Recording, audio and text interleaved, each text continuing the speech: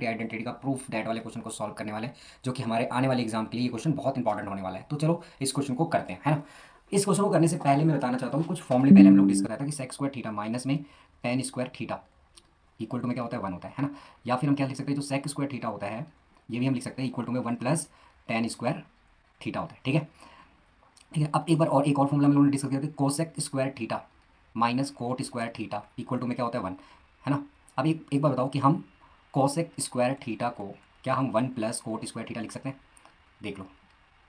ठीक है, लिख नहीं सकते, लिखना ही पड़ेगा आपको क्योंकि ये बराबर ही होता है ना। तो चलो देखो, और कुछ फॉर्मूले में बताता हूँ कि देखो मैं ये बता रहा था आपको कि जो हमारा कॉट थीटा होता है वो किसके बराबर होता है, वन अपॉन में टेन थीटा के बराबर होता है ना। तो चलो दोस्तों हम इस वाले को, हाँ दोस्तों, चलो इस क्वेश्चन को हम अपने कौन सी साइड से सॉल्व करते हैं, लेफ्ट हैंड साइड से हम सॉल्व करते हैं इस क्वेश्चन को, है ना। तो लेफ्ट हैंड साइड में हमारा जो क्वेश्चन है वो है वन प्लस टेन स्क्वायर ए है प्लस वन अपॉन में टेन स्क्वायर ए है ना। हमें जो प्रूव करना है वो ये प्रूव करना है साइन स्क्वायर ए और साइन की पावर फोर ए, है ना। तो वन प्लस टेन स्क्वायर ए किसके बराबर होता है, वन प्लस टेन स्क्वायर ए जो बराबर होता है वो सेक्स स्क्वायर ए के बराबर, देख सकते हो वन प्लस टेन स्क्वायर ए जो है ना वो किसके बराबर है, सेक्स स्क्वायर थीटा के बराबर है ना। अब बताओ, बीच में प्लस का निशान डाल दो, वन, अच्छा वन अपॉन में टेन स्क्वायर ए मतलब वन अपॉन में टेन थीटा किसके बराबर होता है, कॉट थीटा के, मतलब वन अपॉन में टेन स्क्वायर ए को हम क्या लिख सकते हैं, कॉट स्क्वायर ए लिख सकते हैं, है ना। अब बताओ इसे तो हम सेक स्क्वायर ए ही रहने दो, और वन प्लस कोट स्क्वायर ए को हम क्या लिख सकते हैं, कॉसेक स्क्वायर ए, है ना। ये देखो कि वन प्लस हमारा, देखो वन प्लस कॉट स्क्वायर ए जो है ना वो कॉसेक स्क्वायर ए के बराबर है ना। तो बताओ सेक स्क्वायर थीटा को हम क्या लिख सकते हैं, वन अपॉन में कॉस स्क्वायर थीटा लिख सकते हैं, कॉस स्क्वायर ए लिख सकते हैं, और कॉसेक स्क्वायर ए को हम वन अपॉन में साइन स्क्वायर ए लिख सकते हैं, है ना।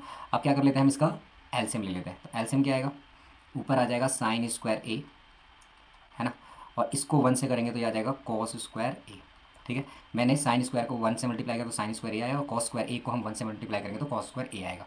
अब बताओ इसका एलसीएम क्या आ जाएगा, कॉस स्क्वायर ए और साइन स्क्वायर ए, है ना। अब आगे करते हैं इसको सॉल्व। बताओ साइन स्क्वायर ए प्लस में कॉस स्क्वायर ए क्या होता है, इक्वल टू में वन होता है। तुम लोगों को पता होना चाहिए कि साइन स्क्वायर थीटा, देखो साइन स्क्वायर थीटा प्लस में cos square theta equal to में क्या होता है, वन होता है ना। अब बताओ नीचे क्या बचा था, हमें देखो चाहिए साइन स्क्वायर ए और साइन की फोर थीटा, मतलब हमें साइन किसी भी तरह से लेके आना है, हमें कॉस नहीं चाहिए, कॉस स्क्वायर थीटा।